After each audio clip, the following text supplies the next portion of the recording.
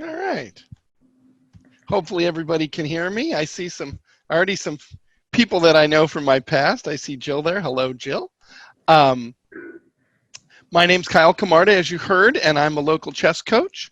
And what I'd like to do today is make sure that some people know a little strategy about chess. So my first question that I want to ask of everyone is, do you know how the pieces move? So I see someone by the name of Julie Kong, and if that's the Julie Kong I know, she knows quite well how the pieces move. But if the audience would like to go in the chat and just type yes if you know how all the pieces move in chess, and no if you don't. Yeah. All right, looks pretty good. I'm seeing some yes so far. There's more people I know. Liz is there. Good. People from all over. All right. All right. Well, I don't see any no's yet. So what I'm going to do is I'm going to go over some strategy. So the idea here is, how can we beat a player who's just learning how to do this, kind of a beginner, maybe a parent, something like that? How can we beat those players who know how things work, but they don't actually have any plan or any strategy? So I'm going to share my screen so you can see the chessboard. Okay. There we go. So you should be able to see that now. And I'm going to do this by way of showing a little game. So this is a game I played a couple weeks ago that I think shows a lot of the points that one needs to become a reasonable chess player. So I'll go through that. And if you have any questions, even before the question and answer, please throw them in the chat. I'll be watching that as I go, and I'll go through this. So the first thing to realize when you play chess is that you want to use all of your pieces. Every single one on the back rank is important, and at the beginning they're all blocked in. So the more that you activate them and use them, the better off you'll be. So how do we do that? Well, the first thing to do is to move pieces to control the middle of the board. All the pieces except the rook can move more squares, can move 2 more squares when you put them near the middle of the board. So controlling the middle is very important. So I actually played black in this game against a person named Mr. Conagra, who's a strong player from the Kansas City area. So he started with this very good move, d4, and that move controls the middle. So this pawn is preventing anything from coming to the square e5. I'll use the letters and numbers. If you're not familiar with chess notation, it's just like a grid and it's on the screen. So e5 is this square right here where you can see my mouse. And this pawn being on d4 controls that square because I'll capture anything that goes there. And the square that it's on, it's also helping control, because if they were to capture that, then my queen would move up there and capture them. So that controls, or my opponent's queen. So that would control 2 of the 4 squares on the first move. So my response to that was knight here. And again, why did I bring the knight there? I want to get pieces active. And you'll notice I'm attacking 2 central squares, e4 and d5. The knight could go to either one of those 2. So I'm preventing my opponent from going there. I'm taking half of the center of the board. Now my opponent chose knight c3, a logical move to counter my knight. Now white is half controlling d5 and e4. That's okay. And now I decided to get my dark squared bishop out here, so I played the move g6. My plan is to put the bishop on g7, where it's going to, these pieces will get out of the way, and eventually it's going to move down this long diagonal and attack the center of the board. So my opponent now puts another pawn in the center, pawn to e4. Now this other bishop can get out, again activating pieces and controlling the center. It makes sense. And now I decided to play, make sure I got that right. I decided to play the pawn the pawn to d6, again freeing my other bishop to come out and limiting his ability to push these pawns any farther. He played his bishop here, which was not a particularly good move. And the reason is I'm going to eventually put a pawn on e5, and then this bishop's going to be chased away. But at least it gets a piece out. All right, so I put my bishop here, as I told you, to use this bishop later on that long diagonal. And he moved his queen up here. Now we both have the same plan now. We're starting to get farther along in the game. We're getting our pieces activated. So this shows you the second important plan to do here. Get the king safe. So the king is the most important piece, because if your king gets trapped, you get checkmated and you lose the game. At the beginning of the game, it's vulnerable. It's in the middle, and it's surrounded by the rooks on the far edges, so they can't work together. Castling is the best move in chess. It's the only move where you can move two pieces in one move in a productive way. So you get your king out of the middle where your opponent's pieces might harass it, over to the side, and your rooks now are together. They're on the same side of the king, and once I move the knight and the bishop out of the way, I can use those two rooks together. So my opponent's plan is to castle queenside. You can castle either kingside or queenside. Now, I was going to castle, but I decided first to play this pawn here. My goal is to attack the square d5 with that pawn and attack the center, or maybe push this pawn to b5 with the idea I'm going to move it one more time, attack this knight, make it go away, and then attack the center. It's all about the center. I could have castled first, but actually I chose not to. There. My opponent castles that king. Good and safe. Now the rook's also attacking the middle. Dual purpose move. I played the pawn here. And now my opponent got a radical idea. He decided to prevent me from castling. I see some people who beat their dad. That's good. That's basically the strategy I'm trying to show. Can you beat dad? Can you beat mom? And so my opponent's going to try to prevent me from castling. That's a logical thing. But my opponent violates a rule of chess soon, I guess a strategy of chess, that I will show you. He chose this move, bishop h6. And the risk in that move is that this bishop has now moved two times early in the game. And when I take it, like I did, I captured it, this queen has to capture it back. Otherwise, you'd be behind by a whole bishop, which is a lot. Now the queen is exposed. It's far away from the center and not attacking the center anymore. So white has problems on this side of the board because they moved all their pieces over here. Didn't focus on the center. It's usually good to move your queen, but not too far out. If you move the queen too far out, it can be harassed by the enemy pieces. So my opponent's got the queen over here, but if you'll notice, this pawn right here is protected by my rook and my knight. This pawn right here is protected by these pawns. So this queen, it could take those, but then I'll capture back and I'll gain something of much more value. The queen is the most valuable piece besides the king. It has a value of approximately 9 pawns. So they wouldn't want to give that away for just a pawn. So the queen isn't really doing much except preventing me from castling. So I continue my plan on the other side. I play b4. That's threatening to take this knight. A knight is worth about 3 pawns, so he wouldn't want to give that away to me for only 1 pawn. So the only thing to do is to move this. But this knight was doing a job. Remember, it was covering the center of the board, the squares d5 and e4. When it moves, it won't be able to do that anymore. Every time you move, you attack new squares, and you stop attacking other squares or defending them. So this pawn will no longer be protected, and I can simply take it for free.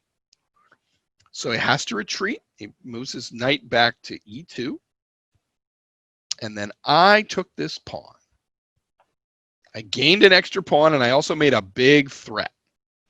We're now entering, we're close to the end of the opening and entering the second phase of the game, which is called the middle game. And in the second phase, your goal is to get ahead by capturing more things. I would like to have higher value pieces than my opponent. And so my goal is to do something like maybe attack 2 things at once. If I just attack one thing like this knight, they'll move it away. But if I attack 2 things at the same time, they can't stop that because they can only move one, and then I'll take the other one. So that's what's coming up here. This knight, not only did I take a pawn, but I'm threatening to take this pawn right here on f2, and that knight would then be attacking this rook on d1 and the other rook on h1. And there's no way to save both of them in one move, so white's going to lose one of those. So white should protect that somehow, maybe by bringing the queen back. But instead, white decided to play here with a counter threat, attacking my rook, which is undefended. I'm going to have to save that. Then some of these pawns are going to be weak. I'm going to have to protect that, but not doing anything about this. That's going to be a problem. If I can prevent this from doing any damage, this queen, the rest of the pieces aren't doing that much. So I have to save this first, and the only way to do that is to play my rook to here. My king is protecting the rook. White can capture this pawn over here on h7, but I don't mind. But, and actually, they tried to protect against this double attack, this fork as it's called, where I could attack 2 things. But the problem is, knight here, knight to h3, does not really protect this because I can capture that. In fact, I can make one long move. With bishops, you need to look a long way. I can move my bishop all the way down here and take that. Now the opponent can take that back, but again, that knight was doing a job. It was protecting f2. Now it's not protecting f2 anymore, so I can take it, which I did. And now one of these is going to be captured. So my opponent decides to save the rook on d1 by moving it to e1, and notice he has a sneaky plan. He's lined up on my king. His queen maneuver didn't win anything, but it did prevent me from castling ever, because now I've moved this rook. So maybe he can trap my king in the center and try to checkmate me. That's his counter plan. But I don't think that's going to work, so I take this rook. And now I have a big material advantage. I'm ahead by a rook and a pawn, right? Or 2 pawns. 2 pawns and a rook. That's a lot. So what can I do? The fact that I'm ahead by a rook and 2 pawns, the plan is to trade pieces.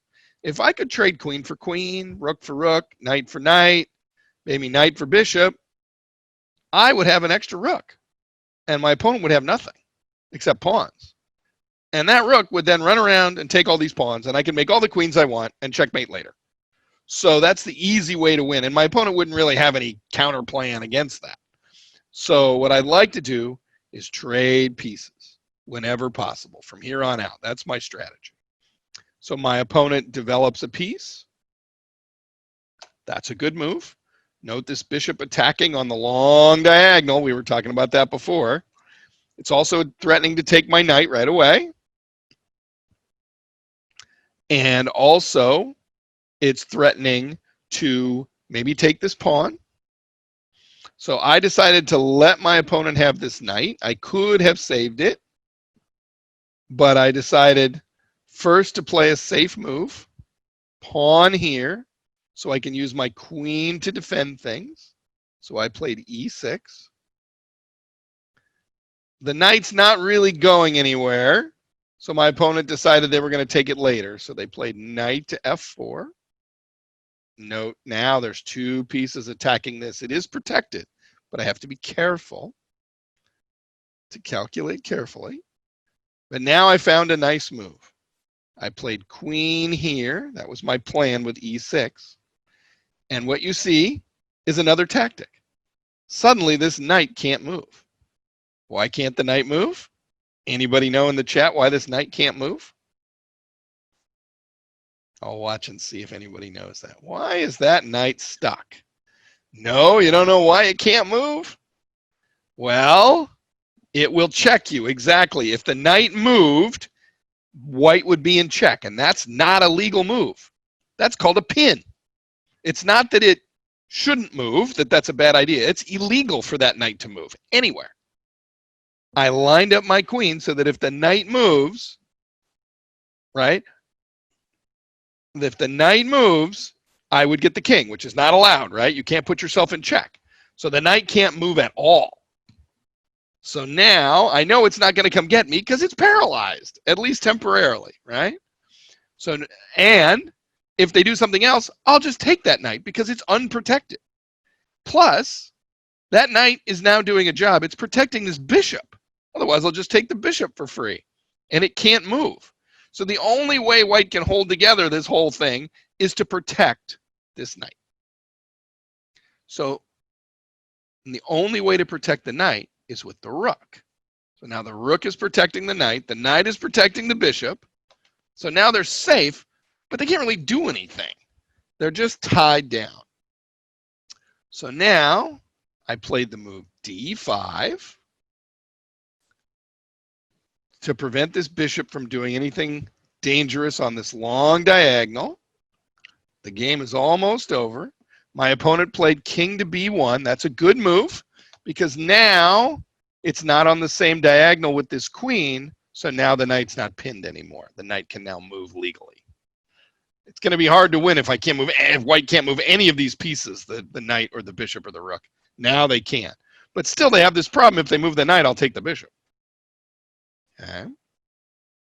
So I played my knight out here. I still need to get these pieces moving. Pieces don't really help you if they're still trapped in the back, right? So I need to get them. And now my opponent kind of went desperate. They want to get a checkmate. My threat is simply to castle on the king side, move my king 2 squares and flip the rook over, and then I'll be perfectly safe with an extra rook, and eventually I'll win the game. So my opponent decides to try to attack immediately, and they sacrifice their knight here. That's protected by my pawn, so they're only going to get 1 pawn for the knight. Remember, the knight is worth 3 pawns. But they're hoping that these open lines, the rook will have an open line, the queen has an open line, maybe the bishop could get in, will checkmate me. I calculated carefully and thought it was safe to take the knight and there won't be a checkmate. So my opponent plays rook takes f8 check, protected by the queen, but I can still capture it with this knight coming back. Knight takes f8, and now white has no way to check. The black king's a little weak, but black has many more pieces than white, and so I'll protect. So they play the queen to b7. Everybody see what the queen is attacking here? That rook. They take that rook. They'd be closer. Then they'd only be 1 piece behind, 2 knights against 1 bishop. And it would be check. And they're going to chase my queen and king around.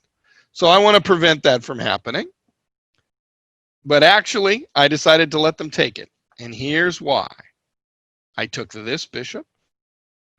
When they take this rook, my king will move, and eventually my king will come to safety over here. I'll have 2 extra knights. And plus, I have another threat if they don't put me in check. There's a very big threat. Queen to f1 is a big threat. If I bring my queen down there, or g1, that would be checkmate. That's called a back rank mate. When the 3 pawns are still lined up here and the king is behind, and you can sneak a queen or a rook down to this back rank, a rank is a horizontal row on a chessboard, then the king can't get out. It would be checkmate. So white's not going to be able to grab the rook, do a bunch of other bad things, and prevent the checkmate at the same time. So it's going to be too much. So they took the rook with check. I have to move my king out of there. And then they played queen here, 1 more check, attacking my king. My king comes back to this nice safety zone, protected by my knight. My old chess coach friend once said, if you put a knight on f8, you'll never get checkmated. I think he was probably right. So I'm safe there. Now he makes a hideout for his king. That's called making Luft, which could work, but the problem is I have 2 extra knights. So I'll still find a way to checkmate pretty quickly. I played my knight to f2. He took this pawn. I'm not really protecting these pawns because I can checkmate very quickly. I played the queen to f1 check. The opponent only has 1 legal move. There's king here, but I noticed that this king can't leak out. When I have this much extra material, I can just go for a checkmate, and I'll show you the checkmate. Knight here, check. Attacking that king again. It can't come forward. It has to come back. Yeah, here. That's where he went. The knight comes there, check. Notice the queen could take the knight, but it's protected by my pawn. So the queen can't take it. Plus, the king is also in check from this queen. That's a double check. The only move is king to here. And now my queen slides back in here and says checkmate. So that's the checkmate. That gives you some ideas. I'll quick review what we did, and then I'll take some questions. Remember, at the beginning of the game, you want to get all of your pieces active. Move each one time. That's the fastest way to get them all out sooner, right, in terms of number of moves. Control the middle of the board. That means don't throw your queen far off to the side of the board like white did here, with the queen was all the way over on h6. And then once you have the center control and your pieces are out, then try to win extra pieces. And when you see your opponent's king is weak, that's when you can bring the forces to bear on the checkmate like I did.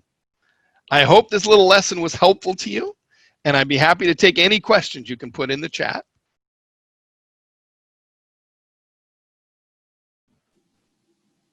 It looks like we have one question in the Q&A. Okay. Someone's asking, what local opportunities or online venues are there for lower or mid-level players to play and learn in the Lawrence area? Excellent. So that was something I was going to bring up anyway. That's perfect. I am actually the executive director of the Kansas Scholastic Chess Association, and there are lots of opportunities for people to play chess, both children and adults.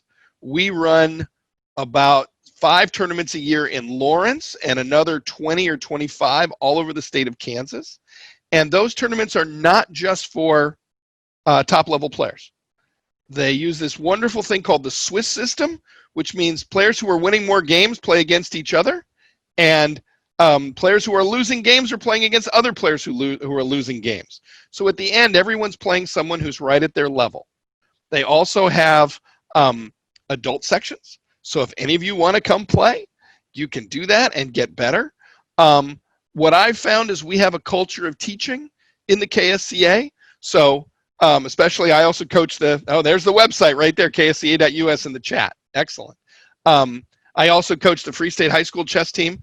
And sometimes we go to tournaments where there aren't a lot of good players, and we often win those tournaments. And I've told them, after your game, if you win, you have to give explain to the other player what they did wrong in a polite way. So the idea is that we try to teach as well. So there's a lot of those opportunities. Most of the elementary schools have clubs. Especially good ones are at New York Elementary. There's a good one at Langston Hughes now. I coach the one at Sunset Hill Elementary. So there's plenty of those. There are some downloadable books on chess at ksca.us. And there are more in your public library that you can get a hold of.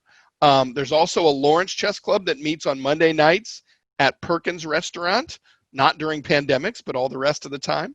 So I would encourage any of those venues. There's also a KU Chess Club, which is not just for KU students, for lots of people. We invite anyone, and in fact, some of the local Scholastic kids come into the college club and beat a lot of our college students, and we just have to learn to live like that. They're good kids. And that club meets on Wednesday nights. And if anybody's interested, my email address is on here. You can email me, and I can give you a schedule of all of those clubs. Those clubs are free.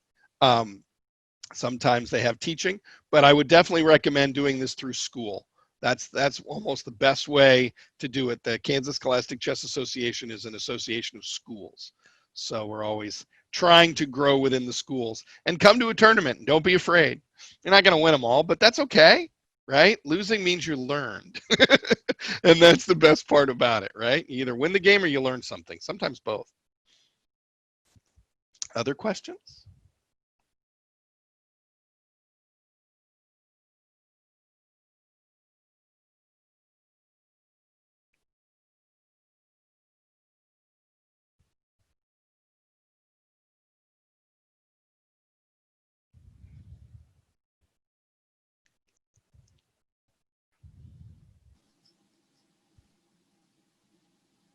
Last chance, everybody. Oh, one just popped up in Ah, the are chat. there some online tournaments planned while we're all locked down? Yes.